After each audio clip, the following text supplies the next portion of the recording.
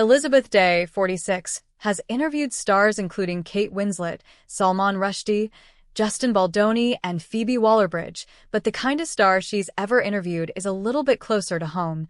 I spoke to Miranda Hart recently. I don't know why I'm feeling emotional about it, but it was the first interview that she had given.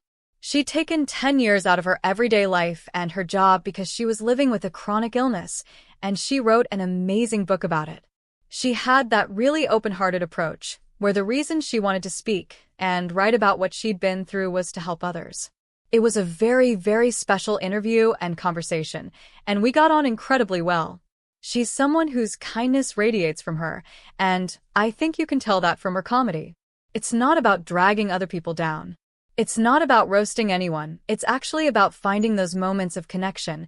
In our vulnerability, in our clumsy moments, there's an accessibility to it that I really value. Elizabeth is taking kindness into her own hands this Christmas with a special initiative from a charity close to her heart. I'm really proud to be an ambassador for Book Banks, which is an incredible charity that puts free books into food banks so that when someone comes along to a food bank out of necessity, they can also feed their cultural soul. As well as feeding themselves physically, they can connect through the written page. And I just fundamentally believe that books and literature and reading can save us. She continued, throughout December, 10% of sales on selected indie bookshop titles, or all sales, will go directly to book banks. It's a really fantastic initiative. And I would encourage anyone who wants to buy a book for Christmas for themselves or for a present for others. While there are a wide range of books available to choose from, Elizabeth recommends Elena Ferrante's Neapolitan Quartet. I remember reading them first at the end of 2015 when I was going through a divorce, and I felt that she spoke to me directly through the page, because one of her characters also has a marital breaking down. And so much of what Elena Ferrante writes about is about how poverty can shape you for good as well as for bad, and how women can survive and be resilient and find solidarity in their community. I felt like reading it gave me back a sense of agency when I was coming out of this failed relationship.